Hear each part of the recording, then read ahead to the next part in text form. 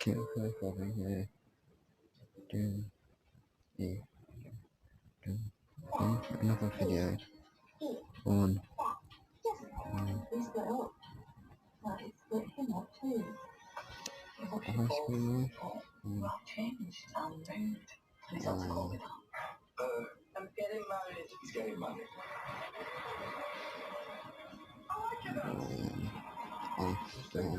My dad's down. That's why we're saying I'm not coming. Life doesn't always work out like you planned it.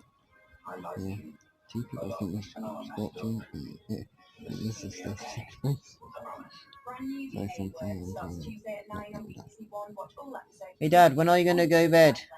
Yeah. When are you going to bed? Good. Soon. Okay.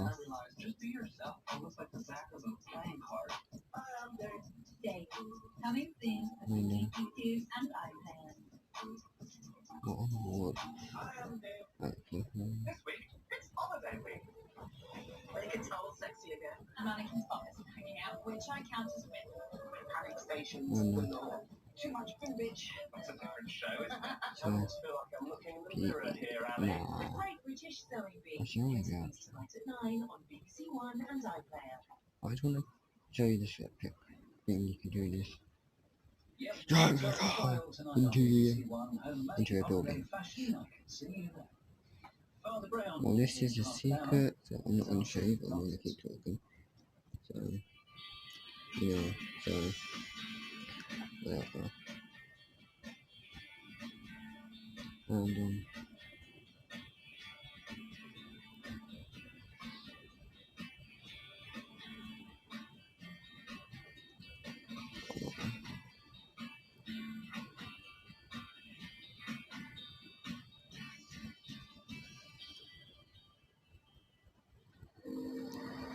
I arrived in school.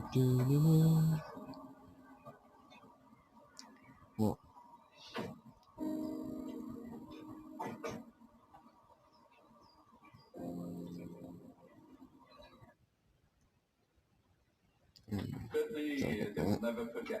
Dad, can you turn the volume down a bit? Because I don't want any of this to noise in my recording, so turn it down a lot, please. I must continue my self-isolation. And the Prime Minister confined to intensive care, his own health touch and go. Back at work now, with plenty of well-wishers for his family news, but facing, as a government, the most agonising and important decisions of its time in charge. The government itself, the public, schools, businesses, trade unions, Look at my plan video. ahead. And they're saying that loudly and clearly. The Prime Minister said on Monday that he wanted maximum transparency. Will the First Secretary give us some now and tell us when the government will publish an exit strategy? But with the government's scientific committee, SAGE, closely monitoring the situation, ministers are reluctant to give more clues. It would be very difficult for us to responsibly set out those proposals before we have that subsequent advice from SAGE, both on the rate of infection, the death rate. We can't be pulled in to making proposals in advance without SAGE opinion. But after gathering his ministers tomorrow, it's likely the Prime Minister will inch towards what might be next, not with an encyclopedic exit strategy, but a gauge, perhaps, of how we might start to tiptoe our way out of this moment. Those in charge have been scrambling to keep up with the pace of the virus. Yeah, I want to say that. That's what I want to say. Will be anything but close. Nope. Experts say that around 1 in 3 patients in hospital in the UK with COVID-19 have died, and that underlines the need for new treatments for coronavirus. But several existing medicines for other conditions are undergoing trials in the world's biggest study of potential treatments, as our medical correspondent Fergus Walsh tells us now. What would the world give for a cure for coronavirus? It has turned hospital wards into alien landscapes. Staff at Addenbrooke's and Cambridge must be shielded from the highly infectious virus. I want to see this. Patients like Peter, who's 89, must rely on oxygen, the one thing known to help. Oh, it's far too much. That was on about 33.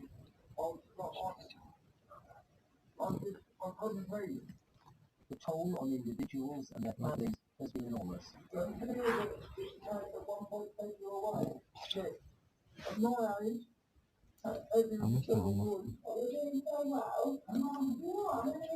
Peter is part of a national trial which is examining 5 drugs used for other conditions to see if they work for coronavirus.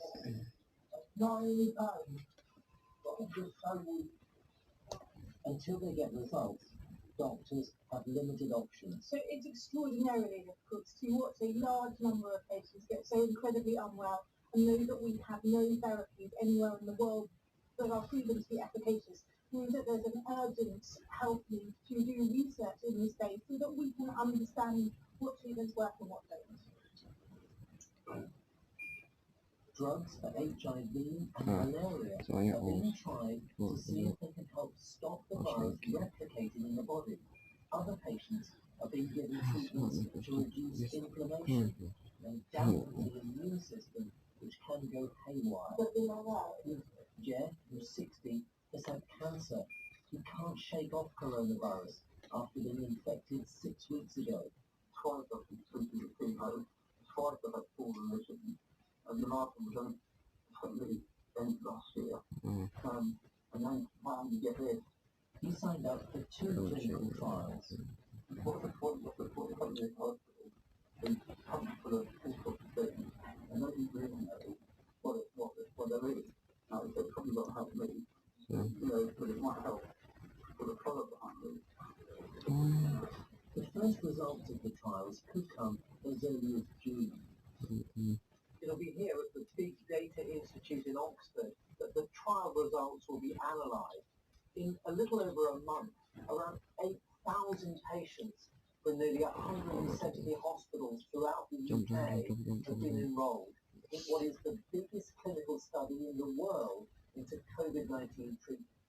At the peak, we were enrolling 400 patients a day. Lessons have been learned from the swine flu pandemic, when experimental treatments were not properly assessed. The best example is the 2009 pandemic, where tens of thousands of patients were treated with drugs outside of clinical trials and didn't get any results. We can't afford to do that again. We need to know what works for COVID-19. So these trials have to be critically important. It's got what you got to do. Don't expect a cure, but even a treatment that is partially effective could save thousands of lives and pave the way for other, better medicines. And Fergus is with me now. Clearly, understandably, there is intense interest in the progress that scientists and others are making in this area. So how would you sum up where we are in terms of the search for a cure? Well, none of the doctors or scientists I've spoken to is expecting a magic bullet, something that will stop coronavirus in its tracks for the majority of patients.